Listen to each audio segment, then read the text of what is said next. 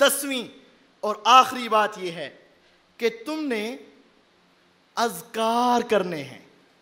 اذکار، ذکر جو ہے نا، یہ انسان کے لیے ایک پناہ ہے، پناہ ہے. اور اذکار میں سب سے پہلے تو آتے ہیں صبح و شام کے اذکار. ہمارے ہاں یہ کمی ہے، بہت سارے لوگ نماز ہی نہیں پڑھتے، اور جو پڑھتے ہیں وہ سلام پھرنے کے فوراً بعد بھاگنے کی کوشش کرتے ہیں، اور اگر 2-4 بیٹھتے بھی ہیں تو وہ بھی 2-4 اذکار کرتے ہیں. ایسا نہیں ہے. صبح و شام کے خاص اذکار ہیں.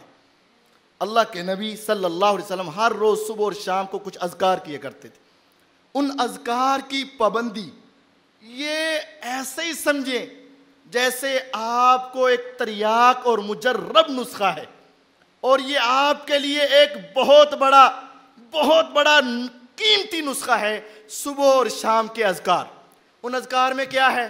آیت الکرسی ہے، معوذتین ہیں، قل اعوذ برب الفلق، قل اعوذ برب الناس. یہ 2 صورتیں. نبی علیہ السلام کی 3 حدیثیں سنیے.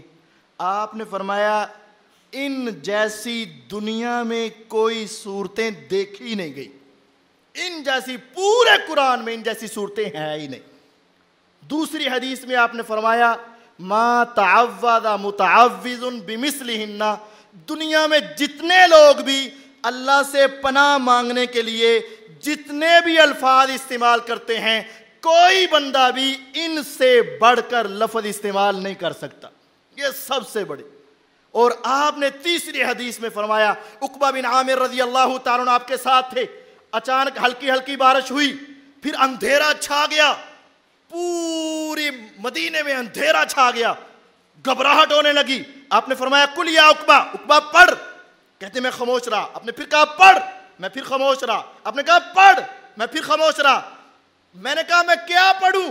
آپ نے فرمایا قل هو اللہ احد، قل اعوذ برب الفلق، قل اعوذ برب الناس. یہ 3 صورتیں صبح 3 مرتبہ اور شام کو 3 مرتبہ پڑھ لیا کر. آقا کیا ملے گا؟ فرمایا یکفیک من کل شیء، یہ 3 صورتیں تمہیں دنیا کی ہر چیز سے کافی ہو جائیں گی. بس ساری دنیا سے کافی ہو جائیں گی. تمہیں کوئی جن، کوئی شیطان، کوئی جادوگر، کوئی کاہن، کوئی نجومی، کوئی دنیا کا بڑے سے بڑا بدبخت بھی تمہیں کوئی نقصان نہیں پہنچا سکے گا. کیوں؟ ان سے بڑھ کر کوئی صورتیں ہیں ہی نہیں. اگر آپ ان کے ترجمے پر نا ہلکا سا غور کر لینا تو تمہیں یقین ہو جائے گا. قل اعوذ برب الفلق، کہہ دو میں اس رب کی پناہ میں آتا ہوں جو صبح کا رب ہے. اب صبح کو غور سے دیکھیے، صبح کتنی بڑی طاقت ہے. صبح یہ بہت بڑی طاقت ہے، پوری دنیا پر چھا جاتی ہے، اور پوری دنیا مل کر کیا صبح کی روشنی کو روک سکتی ہے؟ نہیں روک سکتی. کچھ بھی کر لے یہ روشنی کبھی ختم نہیں ہو سکتی. جو اتنی طاقت والی صبح ہے نا، وہ اس کا بھی رب ہے اور میں اس کے حوالے ہوں. اعوذ کا معنی میں اس کے حوالے ہوں. جب ہم چھوٹے چھوٹے ہوتے تھے نا، جب ہمیں کوئی مارنے لگتا تھا نا، تو ہم کسی بڑے کے کہتے میں تیرے حوالے. پھر وہ کہتا تھا اے بس اے ہن میرے حوالے ہو گیا ہے، انہوں کچھ نہیں کہنا. ذرا تصور میں لے کر آؤ کہ میں کس کے حوالے ہو رہا ہوں. اعوذ برب الفلق، اے اللہ میں تیرے حوالے جو تو صبح کا رب ہے. ارے کس سے بچنا چاہتے ہو؟ من شر ما خلق، اے اللہ تیری جتنی مخلوقیں ہیں، جنات کی شکل میں، جادو کی شکل میں، کیڑا مکوڑا کی شکل میں، چوروں کی شکل میں، ڈاکوؤں کی شکل میں، ظالموں کی شکل میں، تیری ہر مخلوق کے شر سے میں تیری پناہ میں آتا ہوں اور تیرے حوالے ہوتا ہوں. وَمِن شَرِّ غَاسِقٍ إِذَا وَقَبَ، اے اللہ جب اندھیرا چھا جائے اس وقت جرائم ذرا زیادہ ہوتے ہیں، اے اللہ اندھیرے کے بھی شر سے جب وہ چھا جائے. وَمِن شَرِّ النَّفَّاثَاتِ فِي الْعُقَدِ، جب لوگ گرے باندھ باندھ کر جادو کریں میں ان کے شر سے بھی تیری پناہ میں آتا ہوں. وَمِن شَرِّ حَاسِدٍ إِذَا حَسَدَ، دنیا میں کوئی انسان میری چیزوں کو دیکھ کر جلے، حسد کرے، اس کے حسد سے بھی تیری پناہ میں آتا ہوں.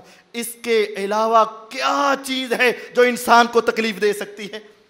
اس کے معنی پر غور کیجئے. قل اعوذ برب الناس، اے اللہ میں تیری پناہ میں آتا ہوں. تو کون ہے؟ تو تو ساری دنیا کا رب ہے. مالک الناس، تو ساری دنیا کا بادشاہ ہے. میں اتنے بڑے بادشاہ کی پناہ میں آ رہا ہوں. الہ الناس، ساری دنیا کا معبود ہے. میں اتنے بڑے رب کی پناہ میں آ رہا ہوں. جب یقین سے کہو گے نا اے اللہ میں تیرے حوالے، تو پھر یقین جانیے دنیا کی یہ چھوٹی چھوٹی چیزیں تمہیں نقصان نہیں دے سکے. من شر الوسواس الخناس الذي يوسوس في صدور الناس من الجن والناس. نہ جن تنگ کر سکے گا، نہ لوگ تمہیں تنگ کر سکیں گے. یہ دو صورتیں، یہ بہت عظیم صورتیں.